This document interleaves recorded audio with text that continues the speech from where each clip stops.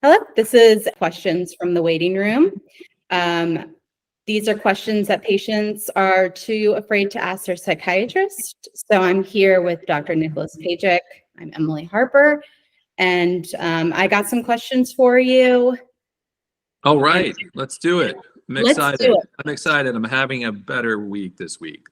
All right, gonna jump right in. Denise S. from Auburn, Maine. Is there a correlation between weight and happiness? Weight and happiness, huh? If someone's weight is causing them physical problems, like being in pain or having joint pain, I think that can make you unhappy, of course. Some folks who have extra weight might have higher amounts of inflammation in their bodies if that weight is related to metabolic syndrome. And metabolic syndrome is when folks have high cholesterol, elevated blood sugar, and high blood pressure, along with more weight. And where inflammation comes in is that we think that folks who have more inflammation can have more depression because their brains get inflamed or potentially. So in that case, they may have more depression if they're in that situation from metabolic syndrome. But I would not assume that if somebody was overweight that they were unhappy. Some people are perfectly happy with their weights and could stand to lose a few pounds. I'm probably one of them.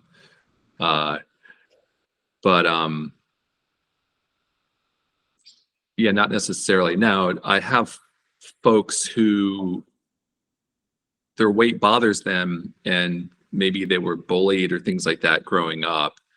And so they have self-esteem issues related to or stemming from that they have to kind of unlearn as they get older. They were just picked on a lot, which is really sad, because it can take a while to unlearn that in therapy and to really kind of get right with themselves. So that's a really good question. That's kind of a part answer since I'm not somebody who specializes specifically like in for endocrinology or like a weight loss clinic or something. Okay. Maisie P. from Shreveport, Louisiana. Have you ever met a psychopath? Yes, I have. Man, what a good question. So I've had patients that probably had psychopathy or were psychopaths. The personality disorder ascribed to psychopathy or psychopaths is called antisocial personality. Usually people feel like they're above the law. It's a type of person that if they stole something from you, they would blame you because you left it unlocked or you left it out in the open to be taken advantage of. So that's psychopath type of behavior. And in my clinic here, sometimes I'll have folks who have substance use issues who probably have psychopathy. And the reason for that is some psychopaths require a higher level of stimulation.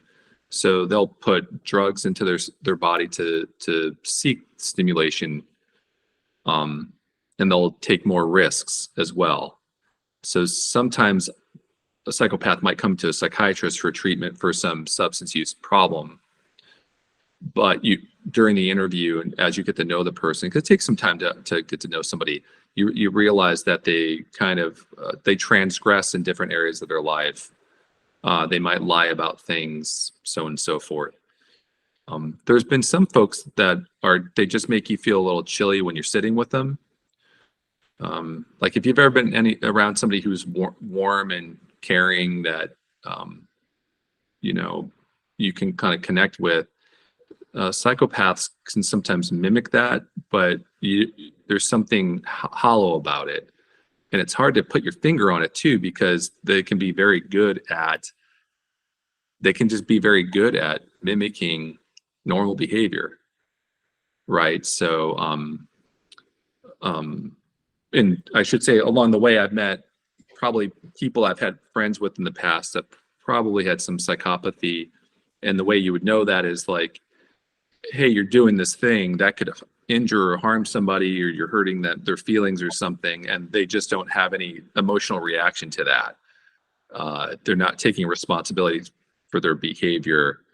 And yeah, so.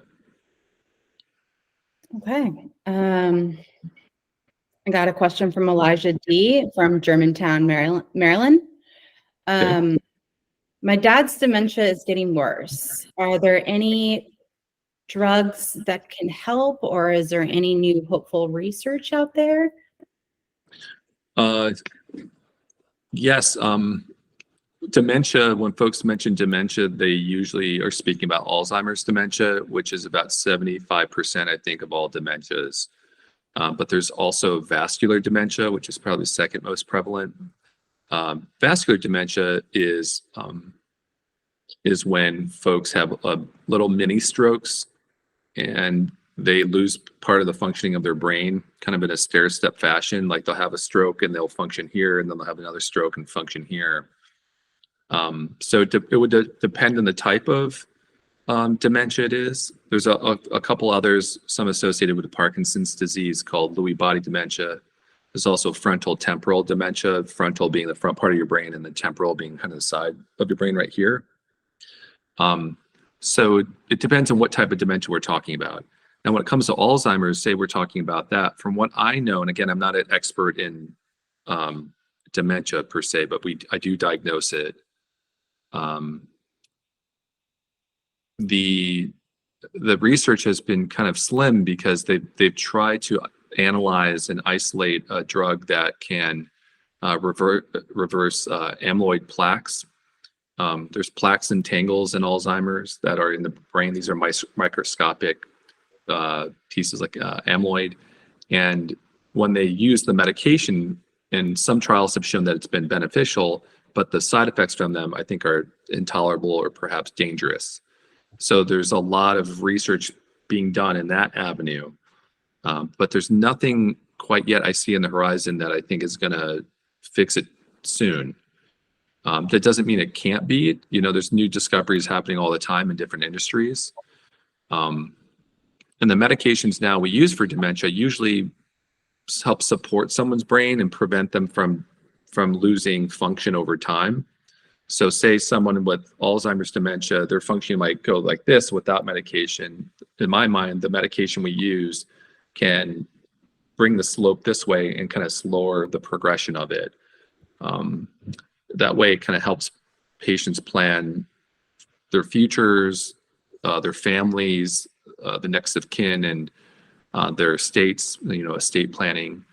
So it's a difficult thing for certain. But again, this is not medical advice, just education. I would have that person talk to their father's neurologist and have that person the neurologist answer the question, really. Okay, thank you. Mm-hmm. And then I've got Alaya B. from New York, New York. How do you know when your patient has become addicted to their medicine? That's a good question.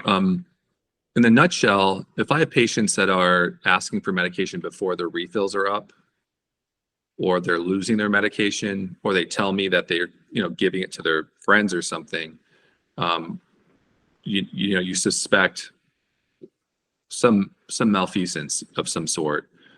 There's also pseudo addiction, where folks are taking more of their medication, but it's really to treat symptoms, and they haven't quite met with me yet to discuss their current status. For example, if someone went through a breakup and I don't see them for a month, and they come back in and said, "Hey, I took more of my medication. I couldn't sleep. I was anxious. I was having panic attacks," and they took more of their medication, then that's not addiction per se. That just means that they're treating their symptom, and then I need to meet with them, talk about what's going on in their lives and the appropriateness or not of the addictive medication.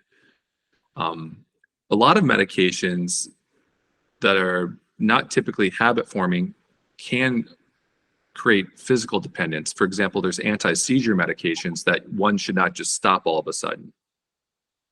So physical dependency is often part of the addiction cycle.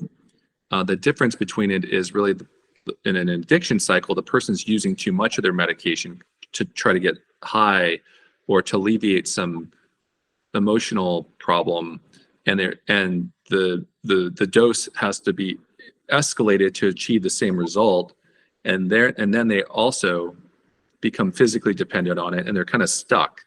They can't use enough to get high, and they can't stop it because they'll go into withdrawal from the medication. So some of the medications we use normally in psychiatry that are not typically habit or not habit forming might cause some physical dependency, and that's different from addiction. So I don't know if this question is speaking to like that process or not. But if it's true addiction that the person's referencing, then I would say it would be that someone's calling me for more medication or losing a lot of medication, and it doesn't make sense. And we keep a very like close eye on that at our clinic. All right. I appreciate you answering all these questions. Okay, Yeah. thank you. Take care.